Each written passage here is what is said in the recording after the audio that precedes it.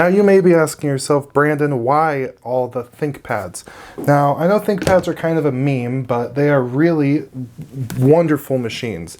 They're built to last, they're super strong. One of the first laptops I ever owned was a Thinkpad with Windows XP on it when I was a kid, and I dropped that thing on the cement more times than I can count.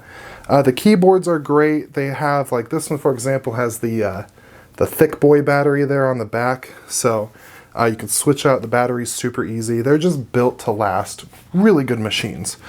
And they're very upgradable, which is what I'm going to be doing today. This one right here, the one I use as a media server, has an i5 6200U, 4 cores at 2.8 gigahertz per core. And then this one right here, that's the media server one is a X260, and this one right here is a T450.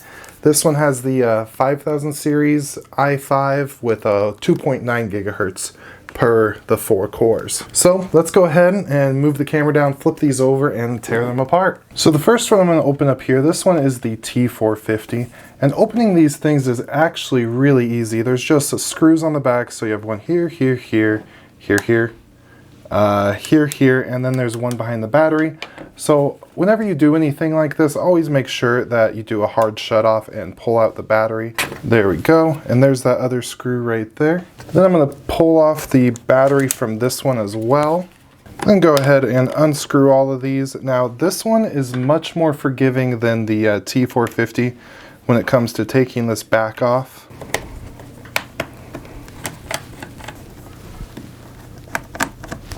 Now if I do so recall, this is not the fun part here. Right here there's a little lip, so this is where you start when you're taking it off. There we go. So all the components that you can actually remove on these things are protected by these like little black plastic things. And then over here we have our SSD that is currently installed. So actually pulling memory out of these is kind of weird. You go ahead and just pull these little tabs off to the side and it pops up just like that. And it doesn't push in really, it just kind of falls out. So there we go. I wonder if it's DDR, it's probably DDR3. Now there's supposed to be a little screw right here. It's not in there because last time I just didn't put it back in because the backing kind of holds this down good enough.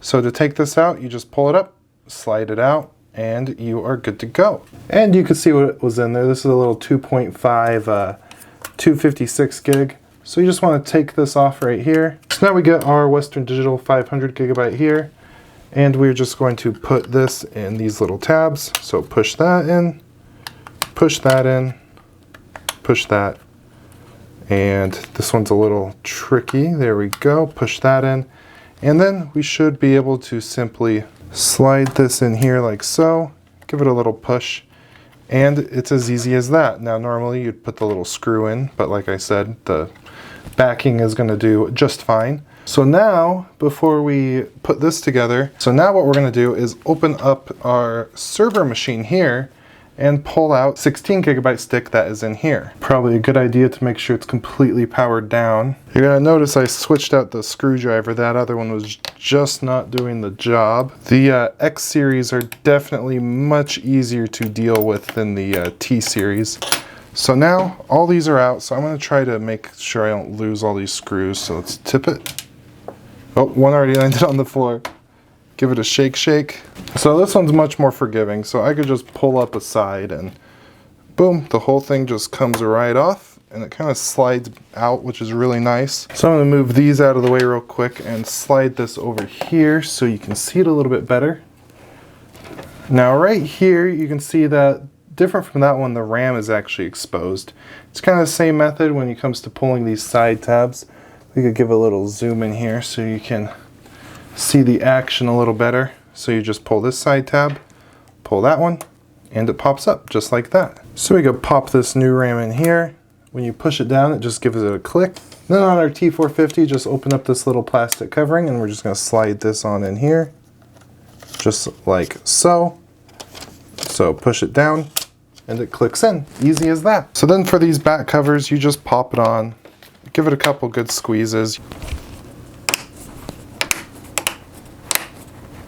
Tighten up all these screws. Do the same exact thing with this Thinkpad here. So just screw these ones down. Then we go pop these guys back in. Got to go a little further back with it. Slide it. We are good to go. So that was fairly straightforward. If you're ever in the market for a laptop, I highly suggest you go on either Facebook Marketplace, Craigslist, something like that, and just looking up Thinkpad, IBM Thinkpad, Lenovo Thinkpad. Oftentimes you can find a really good deal, especially if it's coming from like a business that doesn't want to use them anymore. They are still wonderful machines. Go buy them. And right here, this is my actual server rack. On top of it is where I keep my ThinkPad media server. And these things are awesome too. You could get these as cheap as like 20 bucks. And what they are is just a dock. They're really nice. They have a button to eject it, power button. Usually they have a little locking mechanism on it.